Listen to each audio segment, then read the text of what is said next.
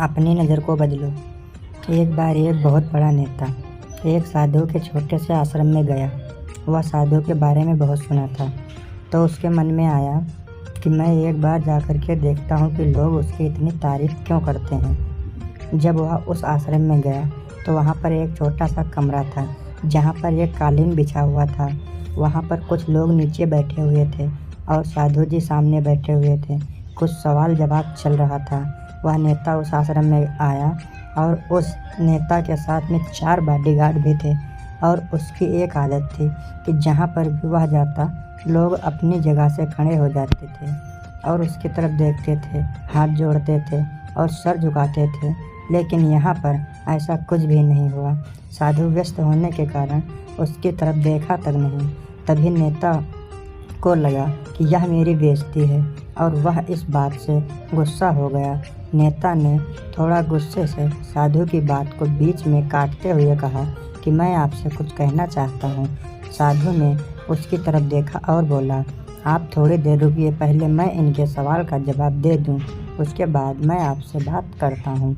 तब तक आप अगर चाहें तो आप बैठ सकते हैं। बस साधु का इतना कहने की ही देरी थी। नेता का चेहरा गुस्से से लाल हो गया और फिर उसने अपना सारा गुस्सा उस साधु पर निकाल दिया। अभी तक वह नेता बहुत तमीज़ से आप कह के बात कर रहा था, लेकिन अब वह तू तड़ाक पर उतर आया। नेता ने उस साधु को कहा, तुझे पता भी है मैं कौन हूँ और तू किससे बात कर रहा है? साधु ने उसकी तरफ देखा और कहा, मुझे इससे कोई फ़र्क नहीं पड़ता कि आप कौन हैं, लेकिन आप जो कोई भी हैं, अगर आप चाहते हैं कि मैं आपके सवालों का जवाब दूं या आपसे बात करूं, तो आपको कुछ देर रुकना होगा। और साधु की यह कहते ही नेता गुस्से से पागल हो गया और वही सबके सामने चीखने चिल्लाने लग गया, अब मैं तुझे तेरी असली औकात दिखाऊंगा। तूने मुझसे पंगा ले करके ठीक नहीं किया। तुझे पता भी है मैं तेरे बारे में क्या सोचता हूँ? साधु ने फिर से नेता की तरफ देखा और बड़े ही प्रेम से कहा कि मुझे इससे कोई फर्क नहीं पड़ता कि आप मेरे बारे में क्या सोचते हैं। आप जो चाहे वह मेरे बारे में सोच सकते हैं। फिर नेता ने उससे कहा कि तू चाहे सुनना चाहता है या नहीं, लेकिन मैं तुझे यहीं सबके सामने बताऊंगा कि मैं तेरे बारे में क्या सोचता हूँ। तू कोई साधु नहीं, तू एक बहुत ही घटिया इंसान है। तू एक ढोंगी है, पाखंडी है और यहाँ पर जितने भी लोग बैठे हैं उन सबको बेवकूफ़ बना रहा है। तेरा बस एक ही मकसद है, इन लोगों के जेब में जितना भी पैसा है वह सब तेरे पास में आ जाए। तू अपने फ़ायदे के लिए इन लोगों का इस्तेमाल कर रहा है और अब मैं तुझे नहीं छोड़ने वाला हूँ। पूरी दुनिया के सामने तेरा पर्दाफाश करके रहूँगा। लेकिन उसके इतना बोलने के बाद भी हल्की सी मुस्कान उस साधु के चेहरे पर बनी ही रही। यह देखकर वह और भी तिलमिला गया और उसने कहा, अब बहुत हो गया, अब मैं यहाँ 1 मिनट भी नहीं रुकने वाला। लेकिन अभी भी तेरे पास मौका है। अगर मुझसे माफ़ी मांगनी है या मुझसे कुछ कहना है तो कह सकते हो।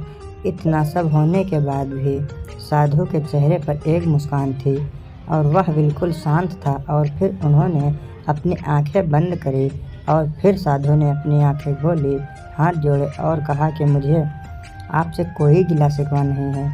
आपके लिए मेरे मन में कोई भी गलत ख्याल नहीं है।